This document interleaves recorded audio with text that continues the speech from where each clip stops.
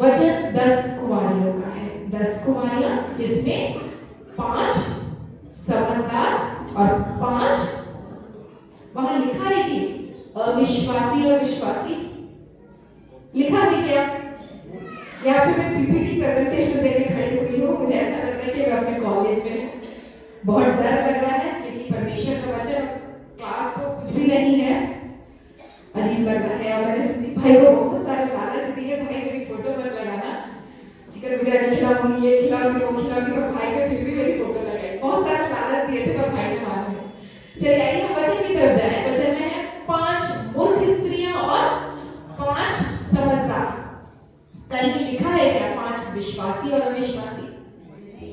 10 विश्वासी थी, 10 विश्वासी थी, पर 5 समझदार और 5।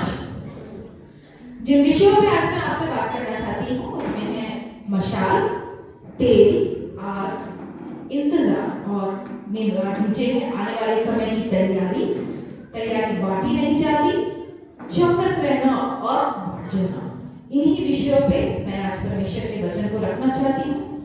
सर्वप्रथम हम ये देखें कि वो जो 10 कुमारियां थी वो 5 विश्वासी थी। एक गाना है, जवान सभा से मैंने निवेदन किया था कि बीच में वो गाना मैं जरूर आप सभी के साथ निवेदन करूंगी कि वो गुनगुनाएं।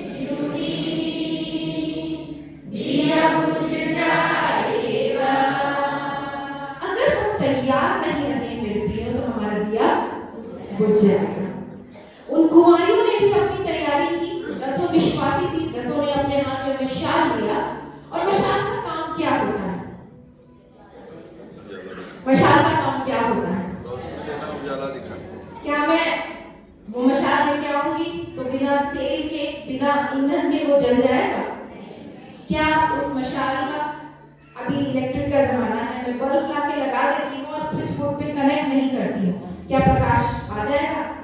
किसी न किसी प्रकार के ऊर्जा के स्रोत की आवश्यकता होगी।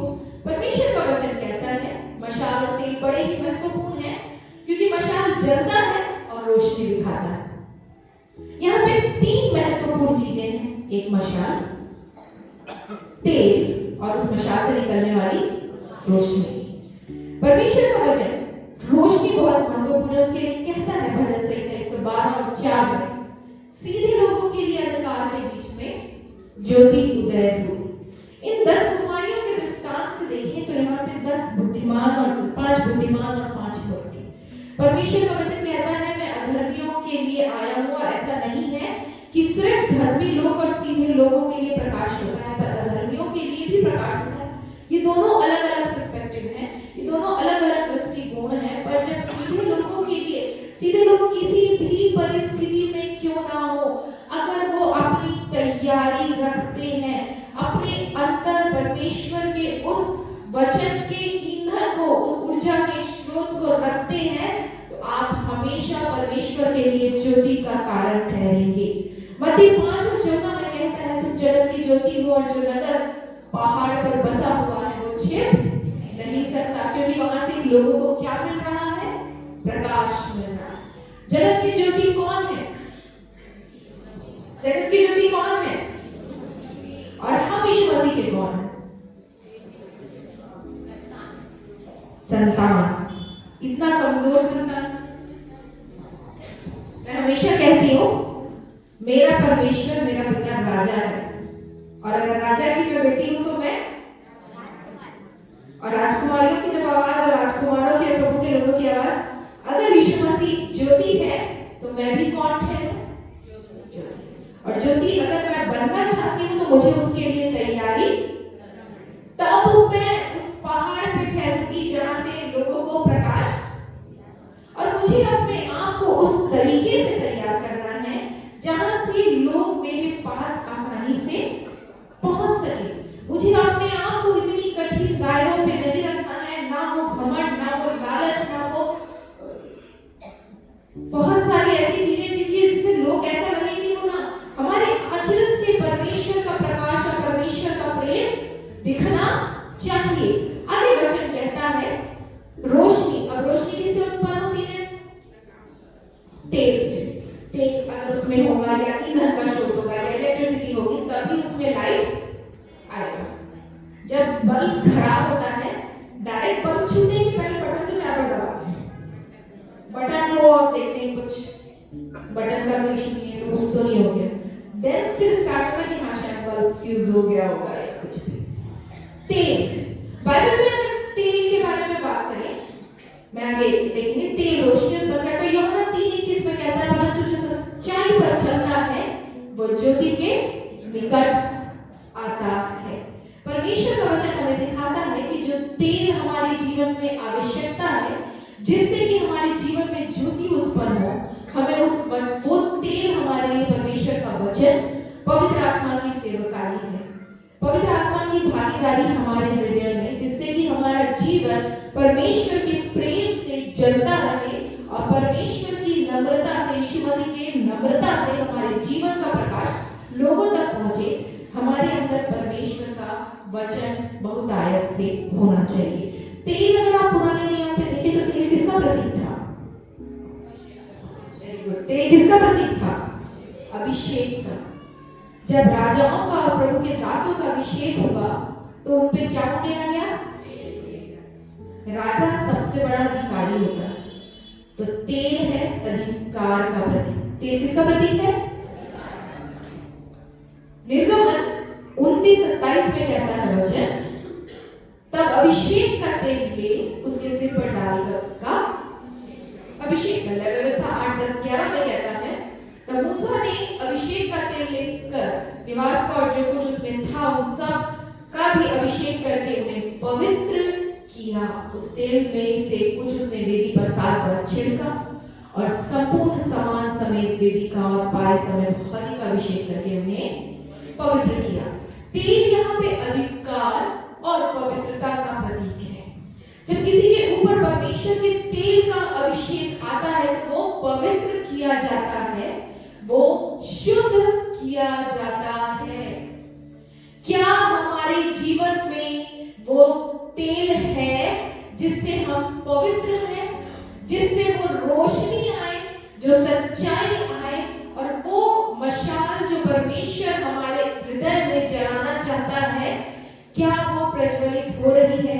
क्या इस तेल रूपी ईंधन को जो हम हर प्रतिदिन क्रिसमस में हम कहते हैं, प्रार्थना होती है, मैं अपनी करेक्ट टीचर से जस्ट डिस्कस कर रहे थे, तो हमारे क्रिश्चियन टीचर है, बहुत अच्छी विश्वासी है, नेहा मैम करके, तो हम जस्ट बात कर रहे थे, तो बोल रहे थे कि हम बोलते हैं हमेशा, हे यीशु मेरे हृदय में इस वर्ष जन्म लीजिए, हे यीशु मेरे हृदय में इस वर्ष जन्म लीजिए, मेरा हृदय तैयार है।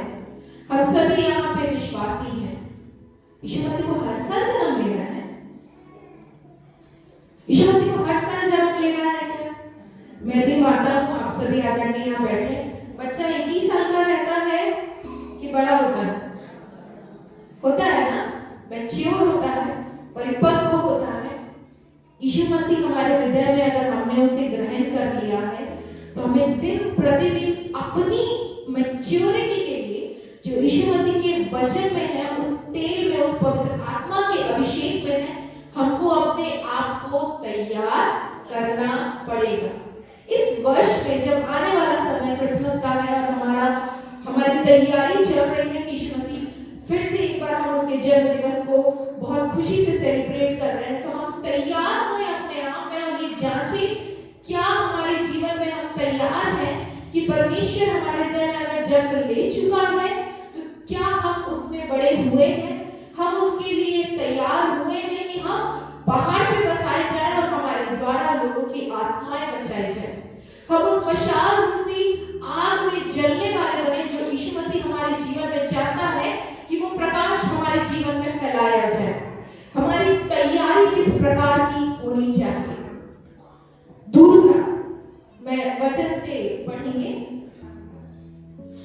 वहां पे 5 मूर्ख स्त्रियों ने जब धूम मची, दूल्हा आ गया, धूम मची, दूल्हा आ गया, सारे लोग जो सो गए थे वो लोग उठ गए, मतलब दूल्हा थोड़ा सा दूर है, थोड़ा सा, एकदम से आगे नहीं।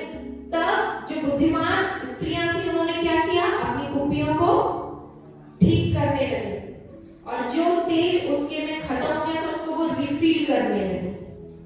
तब 5 मूर्ख स्त्रियों ने देखा, अरे ये तो एक्स्ट्रा लेके चली थी, मैंने तो एक्स्ट्रा लिया ही नहीं, मतलब वो तैयार होके बैठी थी, उनके पास उस समय वहां पे वो लोग देख रही थी। कई बार चीजें हमारे सामने होती हैं पर हम उसको देखना नहीं चाहते, क्योंकि हम अपनी ही चीजों में इतने व्यस्त होते हैं, हमको लगता है कि मैं परफेक्ट हूं, मैं सारी चीजें कर सकती हूं। कई बार हमें यीशु मसीह के सामने झुकना पड़ता है, सीखना पड़ता है कि हमें तैयार होना है। कोई परफेक्ट नहीं है। आज सुबह तक हम, मेरा पास्टर जी मेरे मैसेज को लेकर डिस्कस कर रहे थे, आखिरी में 8:30 बजे मैं पास्टर जी को बोली, पास्टर जी अब बस हो गया, और मेरा दिमाग ना इधर से जा रहा है, और मुझे जो बोले, तो पास्टर जी ने बहुत अच्छी बात बोली, जितना तू पढ़ी, जितना तू तैयारी की, एक साइड कर, एक दुआ हमने की, यीशु मसीह मैं खाली होती हूँ, तो मुझे अपने ईंधन और तेल से भर दे, ताकि मैं जल सकूं, और वचन वहां पे मेरी कोई योग्यता नहीं है, पर किसका अभिषेक हो आप सबों के ऊपर? पवित्र आत्मा का। फिलिपियों 4:13 में कहता है, अब तैयारी बाटी नहीं है। कुमारियों ने, मूर्ख स्त्रियों ने कहा, हमें थोड़ा सा दे दो। ऐसे भी लड़कियां ना अपना एकदम पर्सनल चीज बांटने में थोड़ा सा सोचती है, ठीक है चाहिए सबका, पर कई बार मतलब क्या बुद्धिमान स्त्रियों ने बांटा? पर यीशु मसीह को बांटना सिखाता है। यीशु मसीह ने बोला शेयर करो, बोला कि नहीं बोला? तो फिर यहाँ पे जिस चीज को बांटने की बात हो रही है वो है मेरा उद्धार, वो है मेरा विश्वास, वो है मेरा चुना हुआ। बाइबल ये कहती है कि तेरे विश्वास करने से तू और तेरा घराना, मेरे विश्वास करने से, पर उसके लिए भी मुझे मेरे घराने को तैयार, मुझे मेरे लोगों को वचन सिखाना पड़ेगा, तब उद्धार पाएगा। और मेरा उद्धार पता चला, पूरा उद्धार मैंने दूसरों को सिखा दिया और मैं छूट गई, मैं मूर्ख स्त्री ठहर गई। आवश्यक क्या है कि ये तैयारी बांटी नहीं जाती। मुझे मेरे जीवन के उद्धार के लिए, मुझे मेरे जीवन के स्वर्ग के द्वार के प्रवेश के लिए अपनी तैयारी खुद करनी पड़ेगी। मैं उनसे बात, अगर मैं कमजोर हूं, हम में से हर कोई कमजोर हो, हर कोई, क्योंकि हम उतने ज्यादा मैच्योर नहीं कि हम बोले कि हम परफेक्ट हैं। पर परमेश्वर का वचन फिलिपियों 4:13 में कहता है, जो मुझे सामर्थ देता है उससे मैं सब कुछ। यशायाह 40:29 में कहता है, वो थके हुए को बल देता है और शक्तिहीन को बहुत। अगर मैं थकी हुई हूं तो वो मेरा बोझ उठाने के लिए खड़ा है। अगर मैं निर्बल हूं तो वो मुझे बल देने के लिए खड़ा है। उसके लिए मुझे अपने यीशु के पास आना पड़ेगा। उसी प्रकार से बहुत सारे ऐसे रेफरेंसेस हैं। इफिसियों 6:10 में लिखा है, 2 कुरिन्थी 12 और 9 में, और ये पद मेरे हृदय के करीब है। मेरा अनुग्रह तेरे लिए बहुत है। इसको हम उल्टा करके मैं पढ़ूंगी, यीशु तेरा अनुग्रह मेरे लिए बहुत है। Your grace is sufficient for me। तेरा अनुग्रह मेरे लिए, क्योंकि यीशु मसीह हर निर्बलताओं में मुझे संभालने के लिए खड़ा है। वो कहता है, अगर तुम निर्बल हो, तुम कमजोर हो, तो तुम मेरे पास आओ। अगर तुम्हारी तैयारी नहीं है और तुम अगर कहीं पीछे छूट रहे हो, अगर तुम बोझ से दबे हुए हो, तुम्हारे जीवन में पाप है, तुम्हारे जीवन में श्राप है, तुम्हारे जीवन में कमजोरियां हैं, मैं तुम्हारा हाथ पकड़ के चलने को तैयार हूं। मैं तुम्हें सामर्थ्य देने के लिए तैयार हूं, क्योंकि मेरा अनुग्रह तेरे लिए बहुत है। क्योंकि हम अपनी, नीचे के मैं बड़े आनंद से अपनी निर्बलताओं पर घमंड करूंगा कि मुझे मसीह की सामर्थ मुझ पर।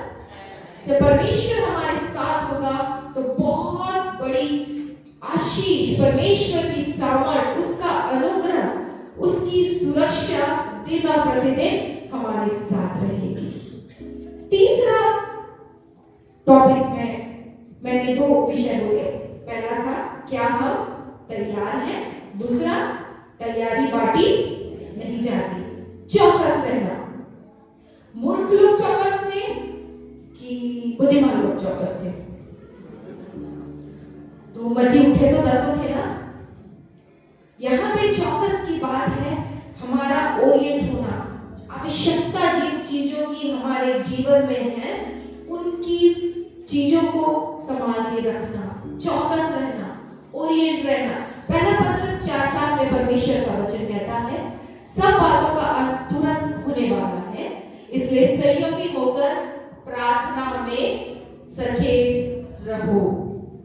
यीशु मसीह ने एक बहुत अच्छा उदाहरण, जब यीशु मसीह गत्सेमनी के बाद में प्रार्थना करने जा रहे थे, उन्होंने अपने चेलों से कहा, जागते रहो और प्रार्थना करते रहो। यीशु मसीह चले गए और जब वो आए तब चेले क्या मिले? सोते मिले। क्या वो चौकस थे? पर वहीं पे एक उदाहरण मैं देना चाहूंगी। यीशु मसीह ने पतरस को बताया था कि जब तक 3 बार मुर्ख बाण ना दे दे तब तक तू मेरा इनकार करता रहेगा। पतरस जब बैठा हुआ था, यीशु मसीह को ले गए, वहां पे वो बहुत कॉन्शियस था। 3 बार मुर्गे की बात हुई और फिर वो उसको याद आया, वो चौकस हुआ कि इस बारे में यीशु मसीह ने मुझे पहले ही। दोनों ही जगह में अंतर है। एक जगह यीशु मसीह खुद बोल के गए हैं, जागते रहो। हम में से सारे लोग जॉब करते हैं, बिजनेस करते हैं। अगर हमारे प्रिंसिपल, हमारे अधिकारी हमको बोले कि काम करना है, नहीं तो निकाल दिए जाओगे, तब नींद आएगी क्या? अल्टीमेटम है, अगर ये काम नहीं हुआ तो निकाले जाओगे, नींद आएगी? तो फिर हम जब यहाँ चर्च में बैठते हैं, परमेश्वर का वचन पढ़ते रहते हैं, तब हम चौकस क्यों नहीं होते? क्योंकि पता फ्री सेफ मिल गया है। हम उस दिन के सीरियस कंडीशंस को फील ही नहीं करते। अभी भी हम कई बार अपने आप को चौकसी में नहीं लगाते कि परमेश्वर का वचन कितना कठिन और कितना आवश्यक है हमारे जीवन के लिए। यहाँ पे पहला पत्रस 4 और 7 में कहता है, पहला पत्रस 5 और 8 में कहता है, सचेत रहो, चौकन्ने रहो और जागते रहो। यहाँ सिर्फ फिजिकली जागने की बात नहीं है, यहाँ बात है आत्मिक रूप से जागने की, ओरिएंट होने की, जागरूक होने की कि यीशु मसीह हमारे जीवन से क्या चाहते हैं। क्योंकि तुम्हारा विरोधी शैतान गरजने वाले सिंह के समान इस खोज में रहता है कि किसको फाड़ खाए। अभी के टाइम पे सबसे बड़ा शैतान आपको क्या लगता है जो आपको ना डिस्ट्रैक्ट करता है? एकदम परफेक्ट आंसर है, मैं भी यही सुनना चाहती हूँ। मोबाइल। पता है कि पढ़ना है, पता है तैयारी करना है, पर ऐसा लगता है 5 मिनट देख लो तो मैं झूठ नहीं बोलना चाहती, कोई सेंस नहीं है, उसे कोई शिक्षा नहीं मिलने वाली, फिर भी कुछ नहीं तो अपनी ही गैलरी में जाके अपनी ही फोटो को स्क्रॉल करेंगे। सच है, नशा है। और हर एक वो चीज, व्यभिचार किसे कहते हैं? क्या पराई स्त्री और पुरुष बस को व्यभिचार कहा गया है? हर वो चीज जिसे हम परमेश्वर से ज्यादा महत्व देते हैं वो व्यभिचार है। अगर हम किसी वस्तु को परमेश्वर से ज्यादा महत्व देते हैं, हम अगर मैं अपने पति को परमेश्वर से ज्यादा महत्व देती हूँ तो भी हमारा संबंध गलत हो जाएगा, क्योंकि परमेश्वर हमारे लिए, उसकी उपस्थिति, उसका अनुग्रह हमारे लिए सबसे बड़ा व्यभिचार। अभी हमारे जीवन में हमको ये जांचने की जरूरत, क्या हम चौकस हैं, क्या हम सचेत हैं? तो मोबाइल रूपी शैतान, वहां पे लिखना चाहिए, मोबाइल रूपी शैतान गरजने वाले सिंह के समान हमको हार डालेगा। और जो एक्चुअली वो हो रहा है, हम छूट जाएंगे।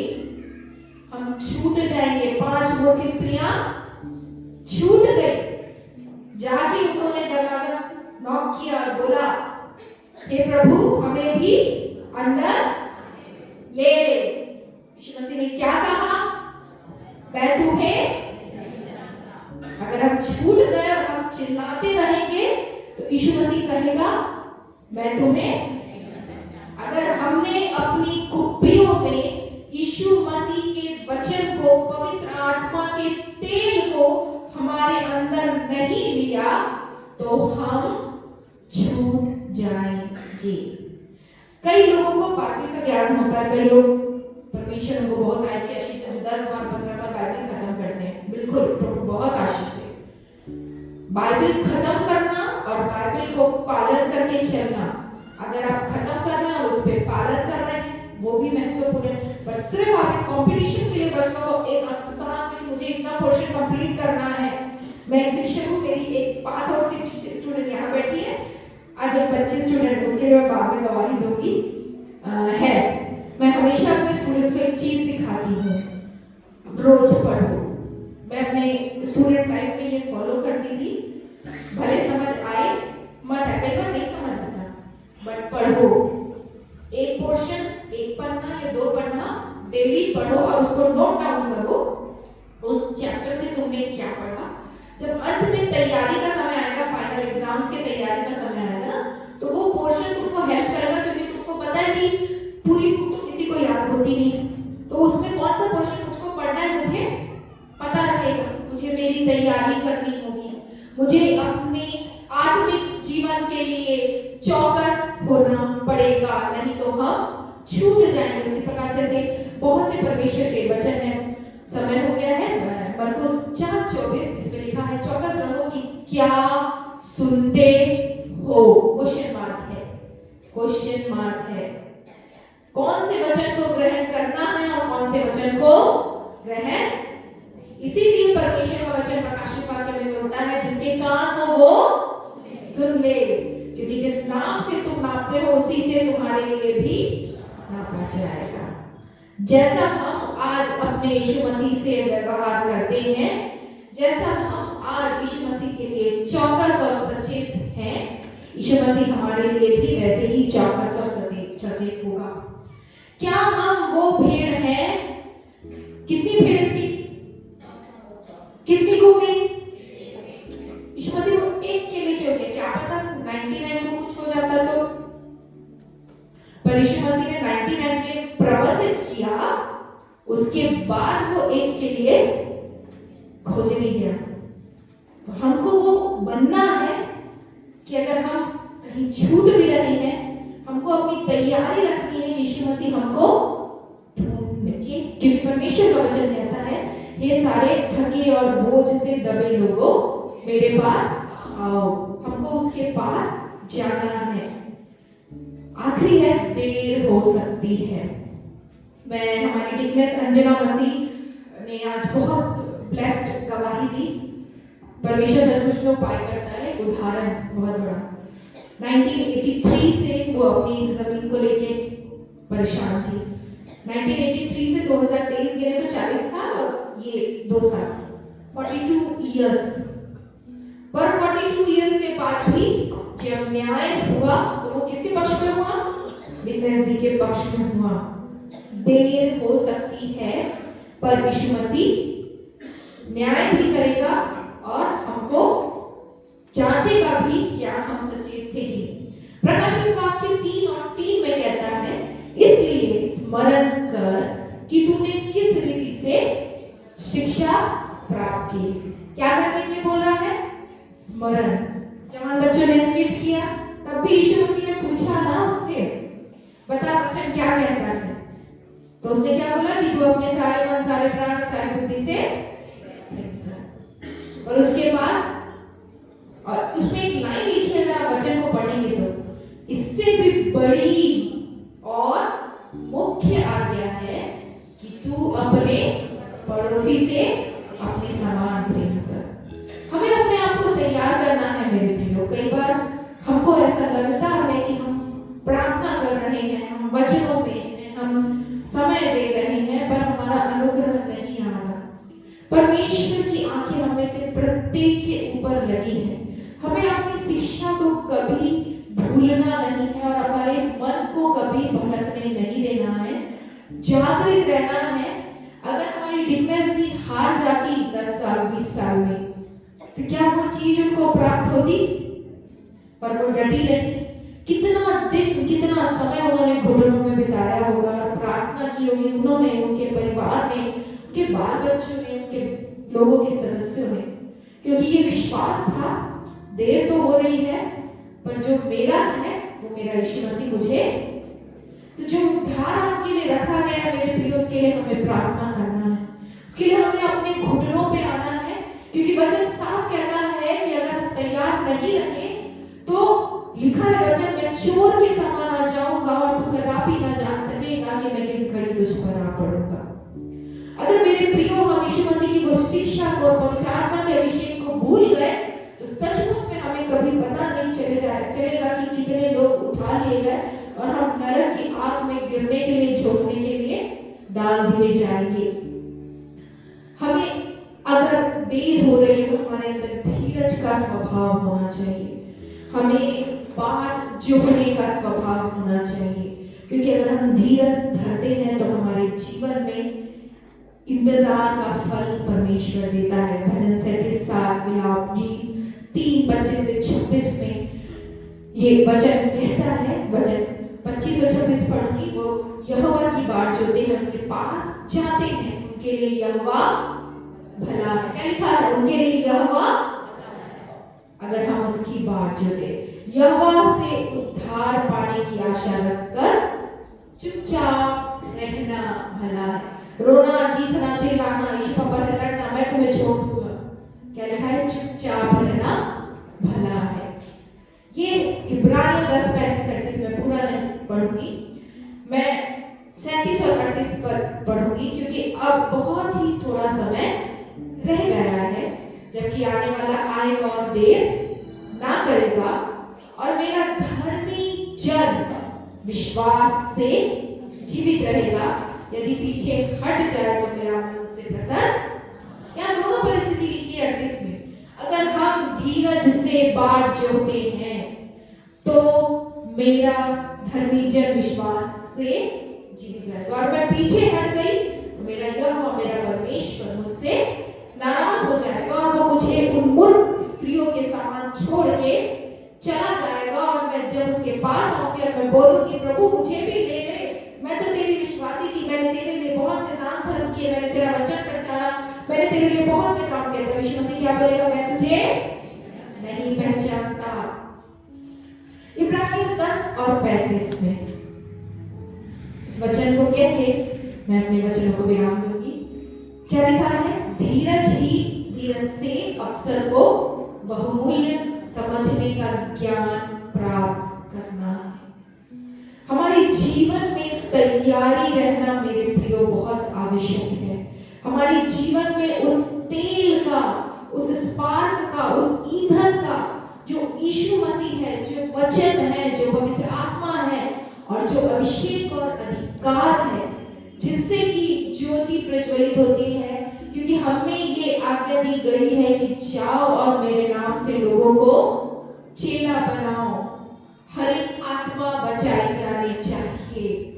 पर क्या हमारे अंदर वो सोल है कि एक आत्मा हम बचाने के लायक ठहरे? क्या हमारे अंदर वो आग है, वो मशाल हम बन पाए हैं कि हम उस ज्योति को, उस प्रकाश को लोगों तक पहुंचा सके? इफिसियों 5:16 कहता है, अवसर को बहुमूल्य समझो क्योंकि दिन 10 स्त्रियों को मौका दिया गया कि वो मशाल लेके तैयार रहे कि दुल्हा आने वाला है, दुल्हा आएगा।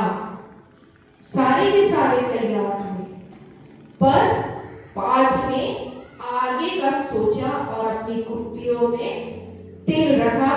क्या पता रात लंबी हो जाए, क्या पता देर हो जाए। पर उन 5 बुद्धिमान स्त्रियों ने अपनी तैयारी पूरी रखी, अपने आप को चौकस रखा और धीरज से यीशु के आने की, दुल्हे की आने की बात जोहते रहे, क्योंकि उनको पता था कि अवसर बहुमूल्य है। दुल्हा अगर चला गया तो बाद में मौका नहीं मिलेगा। तो मेरे प्रियो, हमें अपने हृदय को तैयार करना है और तैयार रहना है कि दुल्हा आए तो हम उसके साथ जा सके। इस नए वर्ष में 2026 में जब हम प्रवेश करते हैं, इस 2025 में प्रभु ने बहुत सी आशीषें हमको दी है कि हम बहुत सारी बातों के लिए धन्यवाद देते हैं, बहुत सारी चीजों में आगे बढ़ते हैं। मेरे प्रियो, जब हम इस नए वर्ष में प्रवेश कर रहे हैं, इस कृष्ण जन्मोत्सव को मनाते हैं, तो हम अपने आप को जांचे, क्या मैं अपने यीशु मसीह के लिए तैयार हूं कि इस क्रिसमस के दिन अगर न्याय का दिन ठहरा तो मैं उसके साथ जाने के लिए चौकस हूं कि नहीं। मैं वो 5 मूर्ख स्त्री ठहरी कि वो 5 बुद्धिमान स्त्री ठहरी कि मैंने उस अवसर को जो अभी तक मुझे दिया गया है बहुमूल्य समझा। इस वचन से परमेश्वर आपको बहुतायत की आशीष दे। धन्यवाद।